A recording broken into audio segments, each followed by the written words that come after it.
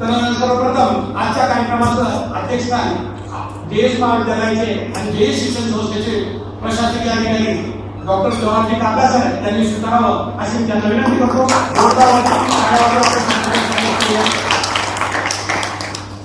मित्र आजच्या कार्यक्रमासाठी या ठिकाणी आपल्यामध्ये मुद्दामून असे उपस्थित आहेत सचिन आर्य सचिव तायक्वांदो असोसिएट ऑफ जालना, तसेच व्यासपीठावर दुसरी उपस्थिती आहेत अरविंद देशमुख एडीए क्रीडा संस्था जालना शहरामध्ये चालवतात, तसेच आमचे मित्र धनश्री सूर्यवंशी महाराणा क्रिकेटचे अध्यक्ष आहेत, त्यांची प्रमुख उपस्थिती या ठिकाणी व्यासपीठावर आहे. या सर्व मान्यवरांचं या ठिकाणी मी शब्दस्मरणाने स्वागत करतो. आजच्या कार्यक्रमाचे अध्यक्ष माननीय जवाहरजी काका सर यांचं पुष्पहारानं स्वागत करावं असे मी क्रीडा विभागाचे प्रमुख डॉक्टर हेमंत परवा सर यांना विनंती करतो.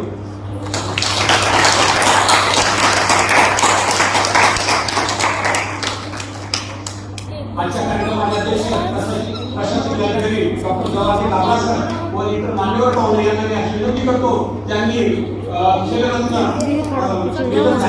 यांच्या प्रतिमेला आजच्या या तायक्वांदो सप्ताहाचं स्वागत उद्घाटन करावं.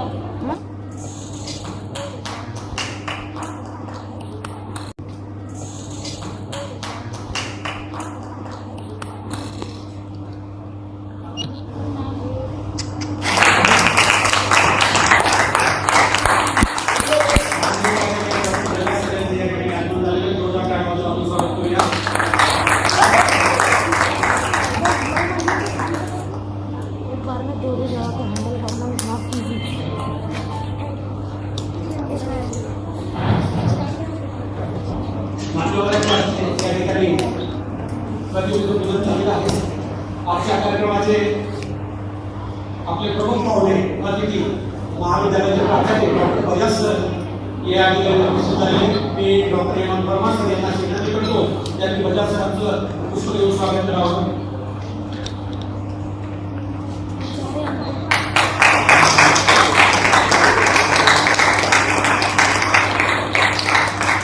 तायक्वांदो या खेळाचे प्रशिक्षक मयूर तिवाड सर ही कार्यशाळा घेणार आहेत.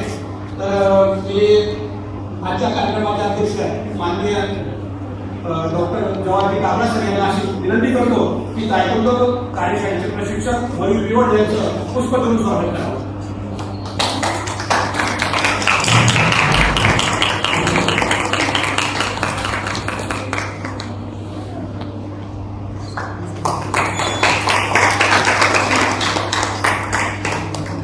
या ठिकाणी आजच्या कार्यक्रमाचं प्रास्ताविक करतील आपल्या जेएस महाविद्यालयाचे क्रीडा विभाग प्रमुख डॉक्टर हेमंत परवा सरांना विनंती करतो त्यांनी कार्यक्रमाचं प्रास्ताविक करावं.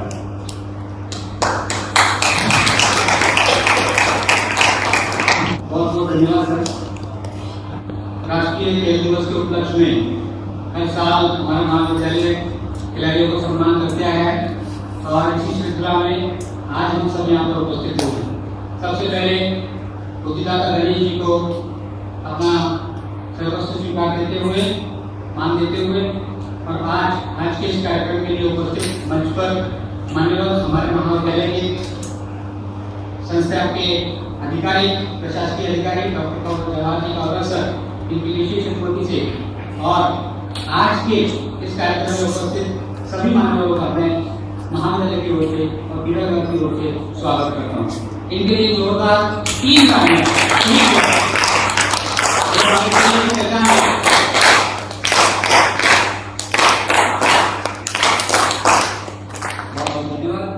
सभी आप सभी को मालूम है कि खेलों का महत्व कितना है, लेकिन महत्व के साथ साथ हमारे लाइफ में इसका एक बहुत बड़ा रोल है और वो रोल है डेवलपमेंट का. हम सेल्फ डेवलपमेंट के लिए क्या क्या नहीं करते, क्लासेस लगाते हैं, लेकिन स्पोर्ट्स एक ऐसा माहौल है जो हमारे बचपन से हमको मिलता आ रहा है तो हमारा डेवलपमेंट बढ़ता है. ऐसे ही कुछ डेवलप किए वाले हमारे महाविद्यालय के खिलाड़ी जिनका सत्कार करना तो बनता है. ऐसे खिलाड़ी जो राज्य स्तर पर, राष्ट्रीय स्तर पर, अंतर्राष्ट्रीय स्तर पर कहीं ना कहीं अपने महाविद्यालय का, अपने जिले का, अपने देश का नाम रोशन कर रहे हैं. ऐसे खिलाड़ी को सरकार मोटी के रूप में हमें स्वागत करने का जो भाग्य मिलता है वो हमारा महाविद्यालय हमेशा से मिलता है। दोस्तों, राष्ट्रीय खेल दिवस के बारे में आप सभी को ये मालूम है कि मेजर ध्यानचंद जी जो हॉकी के जादूगर या हॉकी के प्रणेता के रूप में थे, उनके जन्मदिन के उपलक्ष्य में इस दिवस को मनाया जाता है। मनाना तो एक उनकी सदस्य को चाहिए, लेकिन परिवार आने के कारण आज हम उस दिवस को सेलिब्रेट कर रहे हैं, मना रहे हैं। तो इसलिए हम हमारे महाविद्यालय में हर वर्ष 7 दिवसीय या फिर 30 दिवसीय कार्यशालाओं का आयोजन करते हैं और कार्यशालाओं में विशेषकर महिलाओं को स्वयं सिद्धा अपने आप में जो आत्म संरक्षण की जो कलाएं हैं वो सिखाने के लिए हम हमेशा प्रयत्न करते रहते हैं। उसी श्रेणी का एक भाग है हमारा अभी का जो कार्यक्रम है ताइक्वांडो प्रशिक्षण का। तो मैं आप सभी को इसके बारे में थोड़ा सा जानकारी देना चाहूँगा। हम जितना भी खेल लें, लेकिन जब तक हम खुद के लिए समय नहीं निकालेंगे तब तक हमारा विकास नहीं होगा। लेकिन अगर हम कुछ ऐसे गुण सीख लेंगे जो हमारे जीवन में हमारे काम आएंगे तो जरूर हम किसी भी असफलता चीज को भी सफलता में बदल सकते हैं। ऐसे ही कुछ उदाहरण है हमारे पास जिन्होंने खेलों के माध्यम से अपने जीवन को बहुत ऊंचाई तक लेके गए हैं। हमारे महाविद्यालय में ऐसे वर्कशॉप का आयोजन इसी हेतु से किया जाता है। तो मैं आप सभी से ज़्यादा से ज़्यादा रिक्वेस्ट करूँगा कि अभी इस वर्कशॉप में जो भी फ्री है आप भाग लें और 7 दिन तक चलने वाले इस ताइक्वांडो खेल की वर्कशॉप में आप भाग लेकर जरूर कुछ ना कुछ सीख के जाएंगे। कुछ माजी खिलाड़ी भी हैं जिनका सत्कार आज यहाँ होने वाला है। हर वर्ष हम खिलाड़ियों को सत्कार नहीं कर पाते क्योंकि महाविद्यालय को छोड़ के चले जाते हैं। तीसरे वर्ष में आते आते विद्यार्थी अपने अपने नौकरियों के लिए चले जाते हैं या हायर एजुकेशन के लिए चले जाते हैं। तो ऐसे खिलाड़ियों को उनके सर्टिफिकेट्स हमारे पास रह जाते हैं याद के रूप में। तो हम हर साल उन खिलाड़ियों के सर्टिफिकेट्स को आने वाले किसी कार्यक्रम में विशेषकर विशेष तौर पर उनको सम्मानित करेंगे। ऐसे ही कुछ खिलाड़ियों का मैं यहाँ पर तरीके से सम्मान करता हूँ और आज के इस छोटे से कार्यक्रम में आप सभी की तरफ से मैं आपको धन्यवाद देता हूँ हमारे महाविद्यालय को कि उन्होंने इस संधि उपलब्ध करके दी जिससे आज हम फिर दोबारा से अपने खिलाड़ियों के साथ रूबरू हो रहे हैं। कोरोना का तो बात है ही, एक दूसरे को देखना भी बहुत जरूरी था। तो इसी तरीके से आप मुस्कुराते रहिए और अपना जो कार्यक्रम है आगे चलता रहेगा। मैं मेरा प्रस्ताव के खत्म करता हूँ। जय हिंद, जय भारत।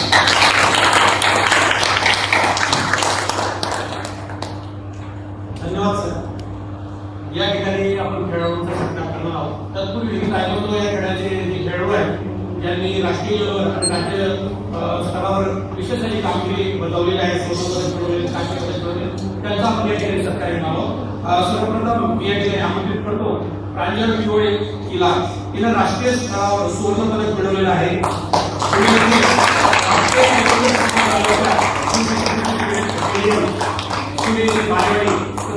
सुवर्ण पदक प्राप्त केलेले आहे। तर आजच्या कार्यक्रमाचे अध्यक्ष माजी प्राचार्य तथा प्रशासकीय अधिकारी डॉक्टर जवाहर काबरासर यांना मी अशी विनंती करतो की त्यांनी कुमारी प्रांजल पिवळेला स्मृतिचिन्ह व सुवर्ण पदक तिला प्रदान करावं।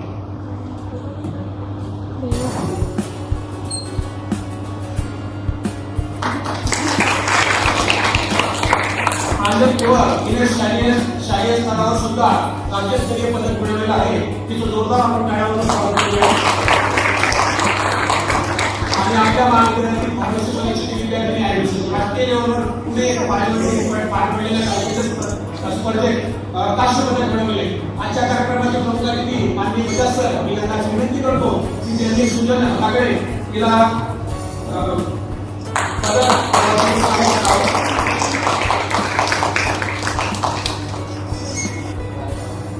तदनंतर दिव्या गायकवाड ही राष्ट्रीय खेळाडू पूर्वी पार पडलेल्या तायक्वांडोच्या स्पर्धेत कांस्य पदक प्राप्त केलेले आहे। तर आजच्या कार्यक्रमाचे अतिथी दुसरे गडचिरोली अरविंद देशमुख यांना मी अशी विनंती करतो की त्यांनी तिला सुवर्ण पदक, प्रमाणपत्र व पुष्प देऊन तिचं स्वागत करावं।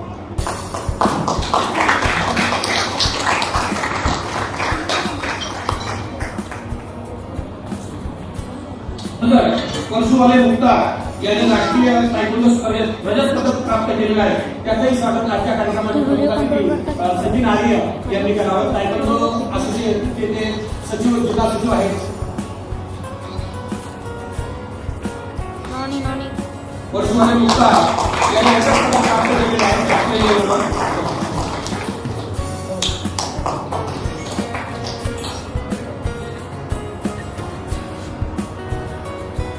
तसंच सुवर्णपदक सुद्धा त्यांनी राज्यस्तरीय सायकल स्पर्धेत सातारा येथे मिळवले आहे. तदनंतर कुमारी रामकला शेळके हिनं राष्ट्रीय हात खेळो स्पर्धेत ओव्हर येथे कांस्य पदक प्राप्त केलेलं आहे. तर आजच्या कार्यक्रमाचे दुसरे अतिथी श्री धनसिंग सूर्यवंशी यांना मी अशी विनंती करतो की त्यांनी या आमच्या गुणी गुणवंत अशा यशस्वी विद्यार्थीला प्रमाणपत्र पदक धारण करून पुष्पाने सहाय्य करावा.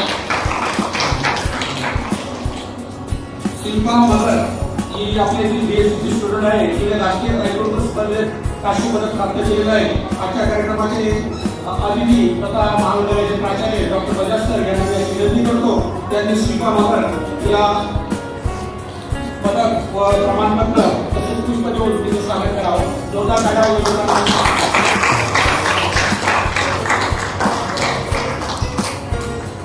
आजच्या कार्यक्रमाचे अध्यक्ष आमच्या शिक्षण संस्थेचे प्रशासकीय अधिकारी आमचे मार्गदर्शक अनेक विद्यार्थ्यांचे जन्मस्थान ते स्वतः खेळाडू आहेत. विशेष त्यांनी अनेक स्पर्धेमध्ये सहभाग नोंदवलेला आहे. चांगल्यापैकी टेनिस खेळतात आणि तसंच सायकलिंग वगैरे चालली कितीतरी अशी उपक्रम राबवलेले आहेत. तर असे आजच्या कार्यक्रमाचे अध्यक्ष तथा आमच्या महाविद्यालयाचे प्रशासकीय अधिकारी डॉक्टर जवाहरलाल कामराज यांना मी अशी विनंती करतो की त्यांनी आजच्या खेळाडूंना मार्गदर्शन करावं व संबोधित करावं. माननीय प्रशासकीय अधिकारी डॉक्टर जवाहरलाल कामराज.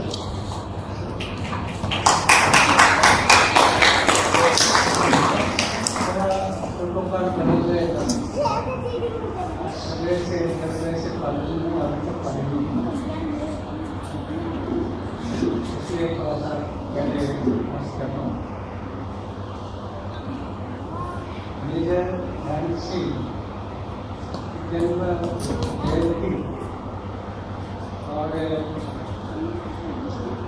हमारे प्रिय राष्ट्रपति डॉक्टर सर्वपल्ली राधाकृष्णन उनकी जयंती हम इस दौरान में खेल सप्ताह का आयोजन किया गया और उसके पहले आज यहाँ पर ताइक्वांडो का एक डेमो इन खिलाड़ियों ने राज्य स्तरीय या उसी तरीके की स्पर्धाओं में अच्छी कामयाबी हासिल की. उनका सत्कार का कार्यक्रम आयोजित किया गया है. सबसे पहले तो मैं आप सभी को बधाई देता हूँ. कार्यक्रम के प्रमुख उपस्थिति महाविद्यालय के आचार्य डॉक्टर बजाज सर, प्रमुख अतिथि के रूप में उपस्थित श्री सचिव जी आर्य, श्री देशमुख जी, श्री धनसिंह जी सूर्यवंशी, प्रशिक्षक श्री पियर सर, हमारे महाविद्यालय के क्रीड़ा विभाग प्रमुख डॉक्टर हेमंत वर्मा, कार्यक्रम के संचालक डॉक्टर सोनोले, प्राध्यापक राहुल सारकर, प्राध्यापक निकायू, प्राध्यापक शिवाय, हमारे भूतपूर्व विद्यार्थी श्री राजेश चौधरी, प्रमुख गायक, यहाँ उपस्थित सभी प्रेमी खिलाड़ी भाइयों और बहनों, सबसे पहले तो मैं इन दोनों महान हस्तियों को नमन करता हूँ. सबको ये कार्यक्रम में आने के लिए मैं हमेशा उत्सुक रहता हूँ. खिलाड़ी खेल का कार्यक्रम मैं चाहता हूँ कि ऐसे कार्यक्रम में अटेंड करूँ. भाषण तो ज़्यादा नहीं दूंगा क्योंकि जो जेएस के विद्यार्थी है उन्होंने पिछले 3-4 साल में कई बार मेरे भाषण सुन लिए. फिर से वो रिपीट करने की बात नहीं है. ध्यानचंद जी के बारे में एक ही बात कहूँगा, उसका नाम ध्यान सिंह था. ये आप लोगों को शायद मालूम होगा, तो नहीं मालूम होगा उनके लिए बता रहा हूँ. उनका नाम ध्यान सिंह था. वो नाम ध्यान सिंह बदलकर ध्यानचंद किया गया. वो क्यों किया गया? इसके पीछे एक स्टोरी है। वो स्टोरी ऐसी है कि ध्यान सिंह जी हॉकी की प्रैक्टिस करते थे तो दिन रात घूम कर प्रैक्टिस करते थे। और रात के अंधेरे में भी, चांद के उजाले में भी हॉकी की प्रैक्टिस करते थे।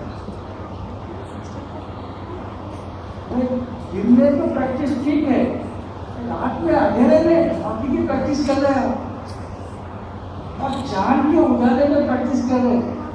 और इस तरह से उनका नाम ध्यानचंद किया गया।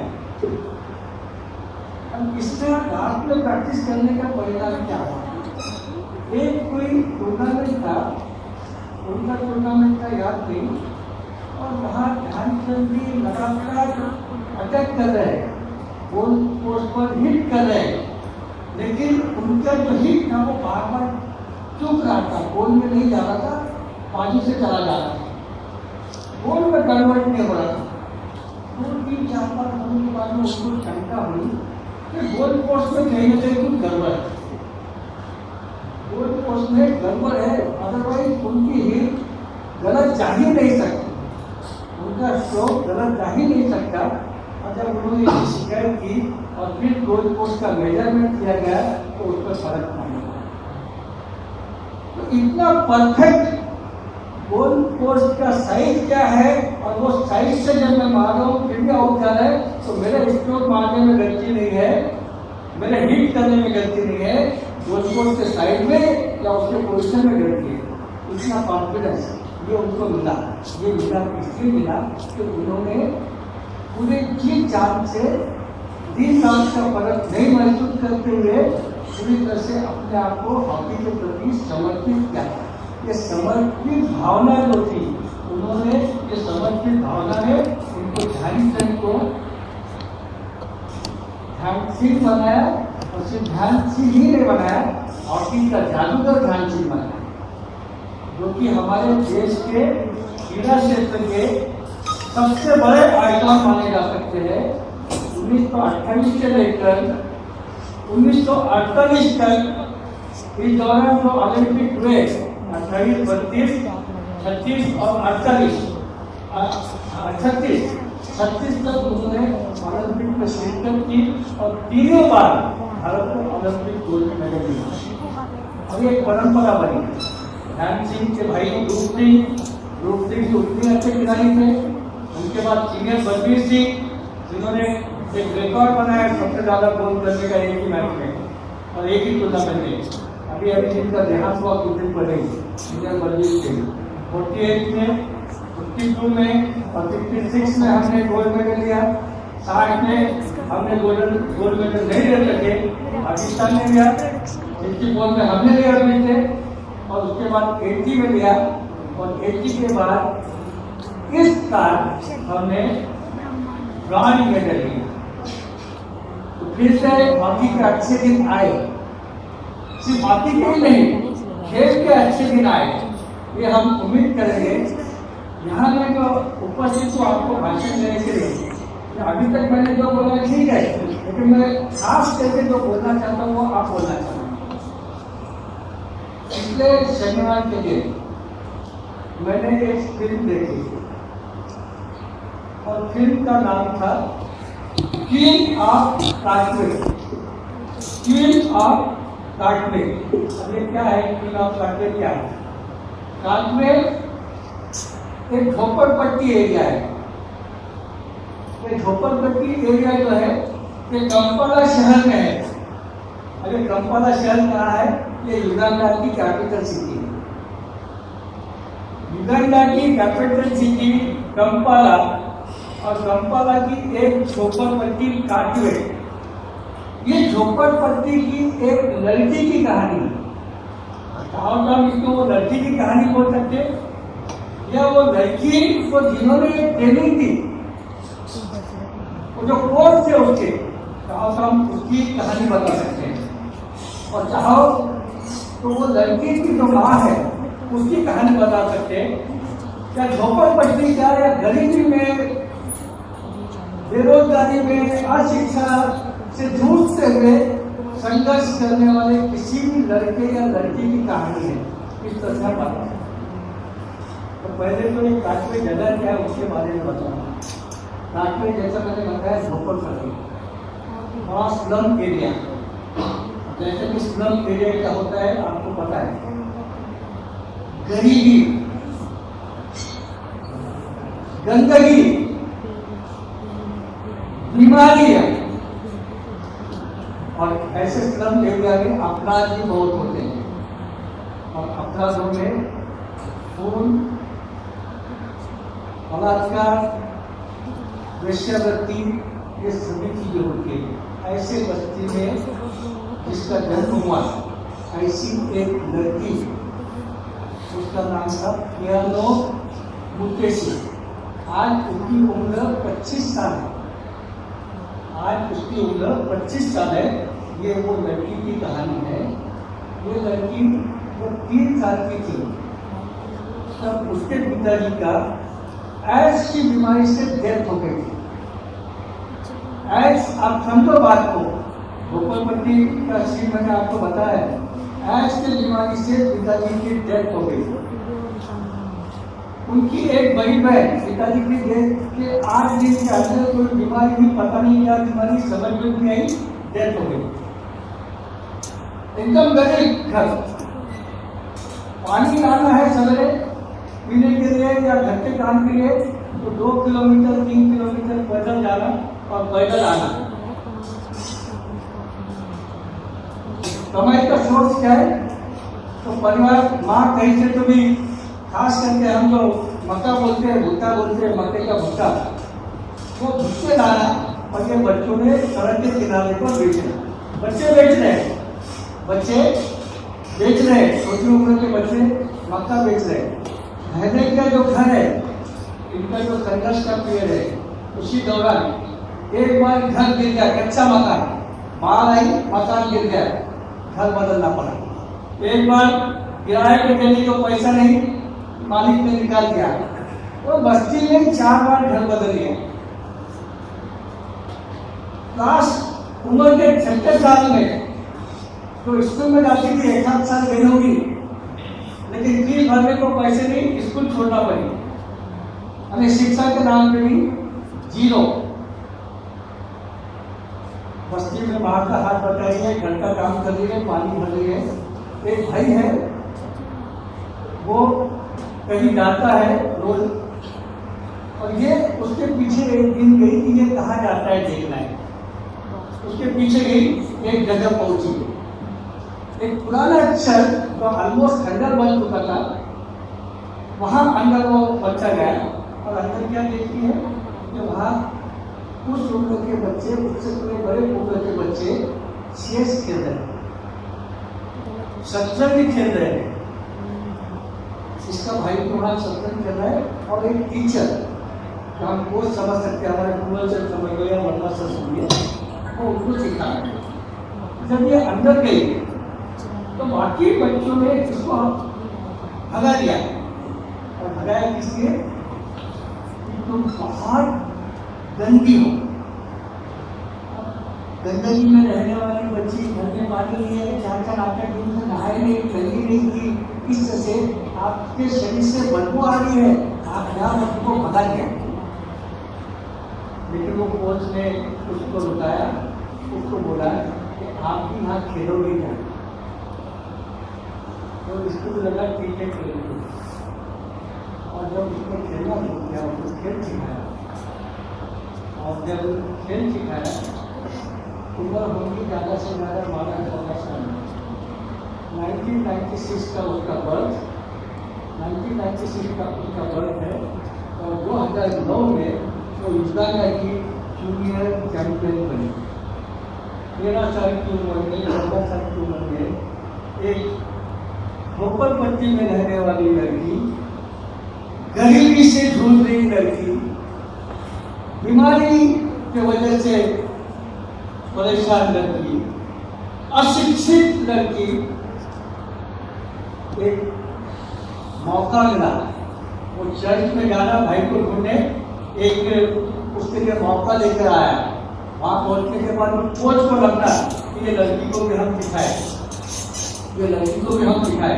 वो कोच ने सिखाना, और कोच को वो बच्ची ने ये बच्ची को कर सकते स्मार्ट दिखना, उसमें उनको और ज़्यादा प्रोत्साहन देना, फैसिलिटेट करना, ये उन्होंने किया। वो युगांडा की चेस चैंपियन बनी। फिर युगांडा की चेस चैंपियन बनी, यहाँ उनका प्रवास खत्म नहीं हो, उनका सफर खत्म नहीं हो। आगे में इंटरनेशनल वुमेन्स मास्टर्स में ओलंपियाड में 4 बार पार्टिसिपेट किया। इंटरनेशनल वुमेन मास्टर्स चैंपियनशिप में 4 बार उसने शिरकत की है और मास्टर का किताब हासिल किया। जो लोग चेस खेलते हैं उनको मालूम है मास्टर्स का किताब क्या होता है, ग्रैंड मास्टर का किताब क्या होता है। और शायद ये जब फिल्म बनी थी तो फिल्म 2016 में बनी थी और आज 2021 है, शायद 2020 वो ग्रैंड मास्टर की बन गई।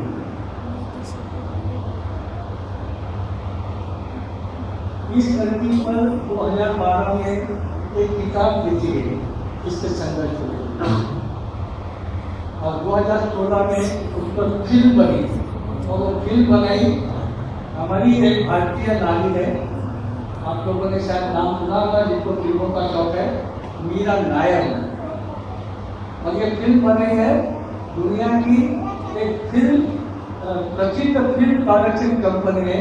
आप में से बहुत सारे लोगों ने नाम सुना होगा, जो लोग कार्टून फिल्म देखते हैं उन्होंने सभी नहीं सुना, बोल सकते नाम? कार्टून फिल्म काफी लोगों ने देखा है। हाँ बोलिए, और देखा था मुझे बहुत बढ़िया ये है कंपनी वॉल्ट डिज्नी। डिज्नी का देखते हैं ना आप, कार्टून देखते हैं ना डिज्नी के, तो वॉल्ट डिज्नी जो प्रोडक्शन है अमेरिका का, हॉलीवुड का, उन्होंने इस लड़की पर 2016 में फिल्म पब्लिश की, जिसका डायरेक्शन हमारी इंडियन मीरा नायर ने किया है। और मीरा नायर युगांडा में कंपाला में रहते उसने लिबारियन से शादी की। ये सब स्टोरी बताने का उद्देश्य है, ये सब स्टोरी जो आपको बताइए बने आपको समझ में इसका उद्देश्य। इसका उद्देश्य ये है कि अगर कोई की नजर बाकी है तो वो पत्थर क्या है और हीरा क्या है इसकी तलाश करें।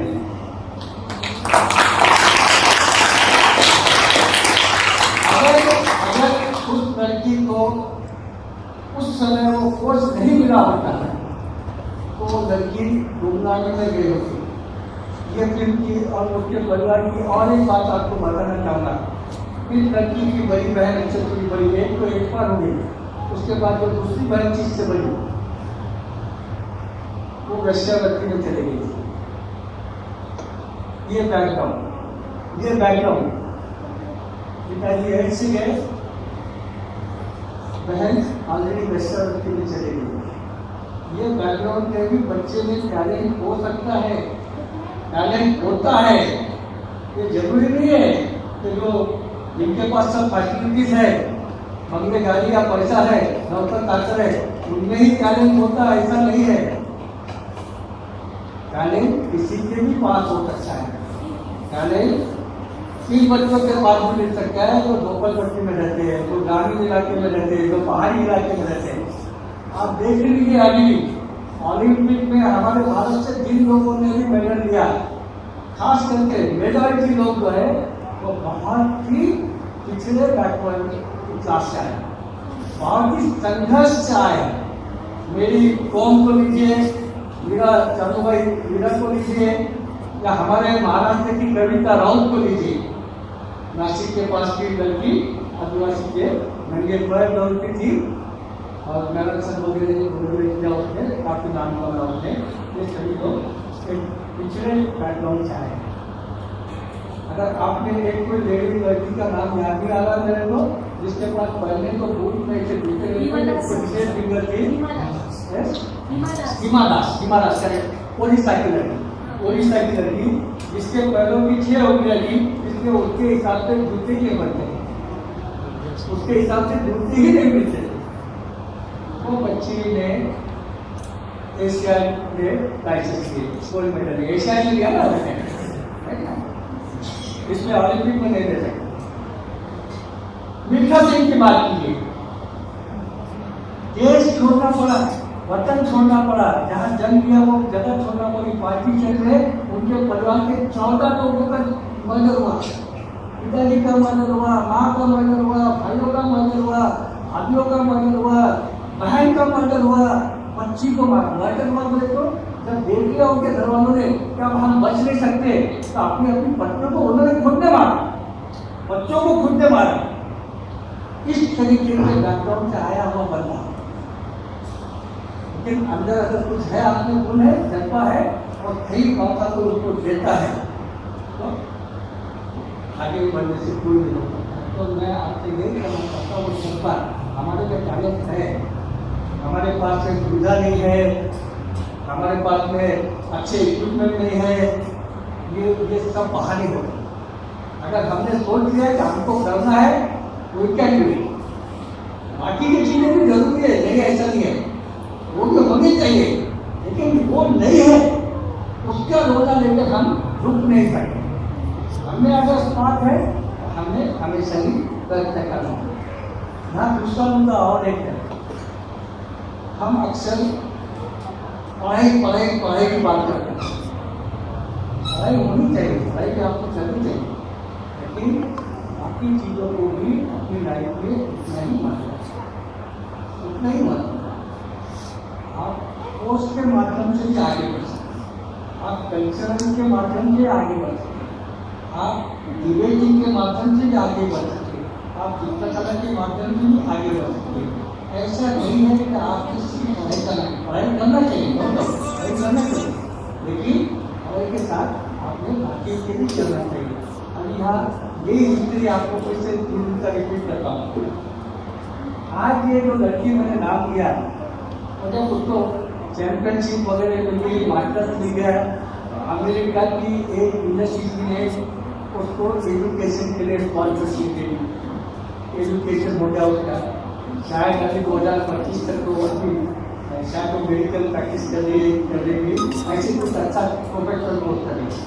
दूसरा, इसने 3 साल वर्षों के पीरियड में वहाँ पर मकान बदलना पड़ा था, जैसे मकान मिल गया, कभी किराए पे इसलिए निकाल दिया, कभी कुछ। आज उसने अपनी माँ को बहुत शानदार मकान मिल गया।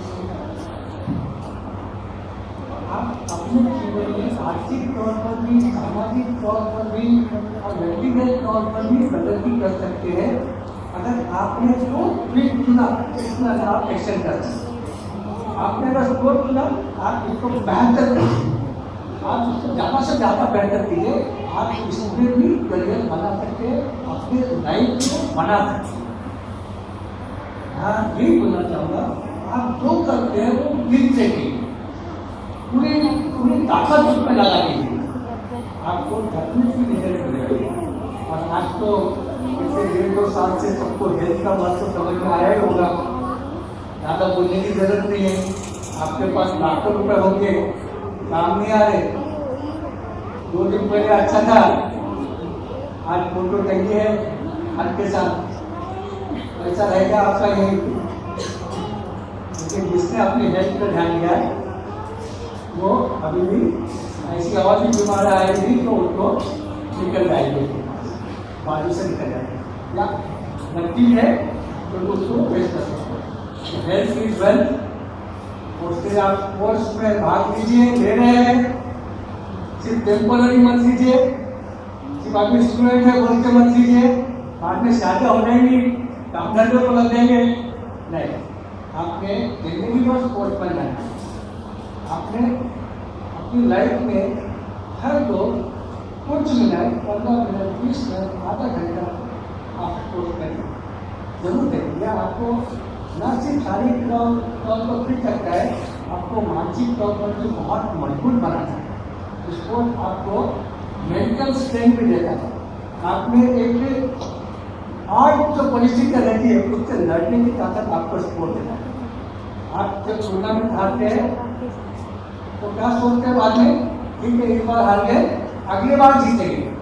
लाइफ में भी हमारे सामने कई बार ऐसी घटना होती है, हम फेल होते हैं, लेकिन वो फेल से घसा नहीं, ठीक है अभी फेल में अगली बार सक्सेस होता है। ये जो हौसला आना चाहिए, ये इसको समझना, अपने इसको पचाना, फेलियर को पचाना, और फिर से उठकर खड़ा होना, फिनिक्स पक्षी की तरह भरा नहीं देना, ये हमको स्पोर्ट्स चाहिए। तो स्पोर्ट्स आज हम मेजर ध्यान सिंह जी और सर्वपल्ली राधाकृष्णन जी को स्मृति करके उनका अभिवादन करता हूँ और आप लोगों ने उनके जीवन से प्रेरणा लेना और अपने जीवन को खुशगवार बनाएंगे, मीनिंगफुल बनाएंगे। मेरी तरफ से आप सभी को शुभकामना, धन्यवाद। थोड़ा भाषण ज़्यादा हुआ लेकिन मेरे को लगता है कि आपको पसंद आया होगा। Thank you.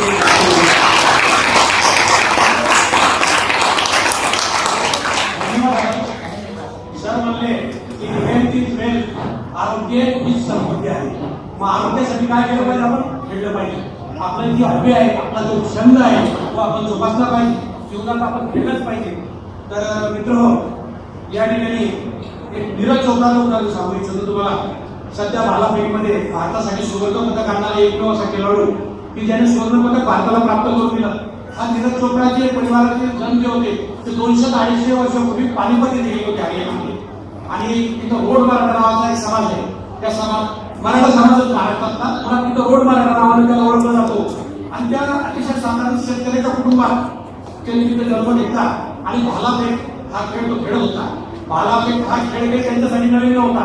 पानिपतमध्ये लढलेली ही माणसं होती सगळी. आणि त्या भालाफेकमध्ये त्यांनी एवढं प्रावीण्य गाजवलं की देशासाठी सुवर्ण पदक आणलं. तुमच्यासाठी सुद्धा अशा कितीतरी संधी तुमच्या जीवनामध्ये निश्चित येतील आणि त्याच्यामध्ये आपण प्रावीण्य मिळवायचं असतं. तर मी या ठिकाणी सांगू इच्छितो आता तैकोंदो या खेळाचं प्रात्यक्षिक मयूर पिवळ सर या ठिकाणी आपल्या जे राष्ट्रीय स्तरावर खेळलेले त्या खेळाडूंचं या ठिकाणी सादर करतील. मयूर पिवळ सर यांना विनंती करतो तैकोंदो खेळाचं या ठिकाणी प्रात्यक्षिक त्यांनी दाखवतो.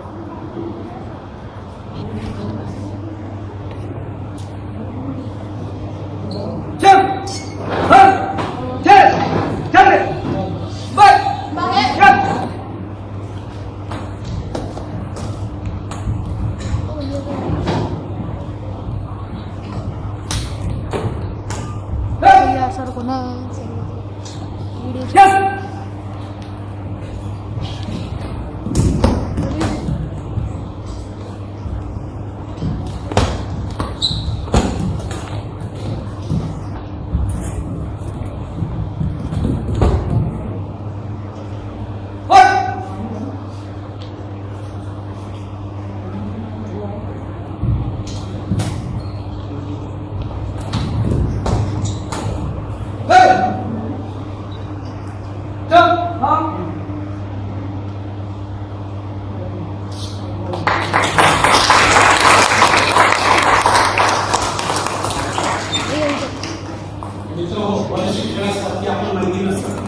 तायकोंदो हा खेळ आपल्या जालना जिल्ह्यामध्ये आला. साधारणतः काही 10-15 वर्षाच्या काळात यापूर्वी आला.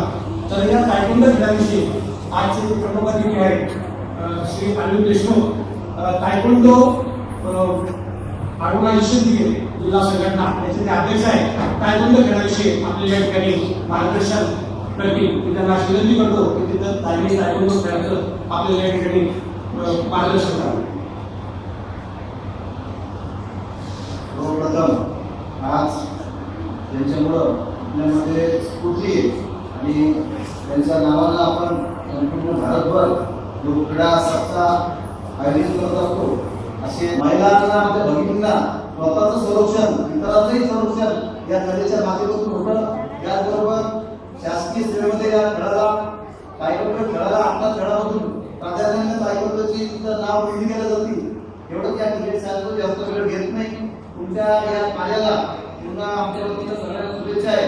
आणि या शिबिरानंतरही आपण आयोजनपणे रेग्युलर क्लासला आलं पाहिजे असं आपल्याला विनंती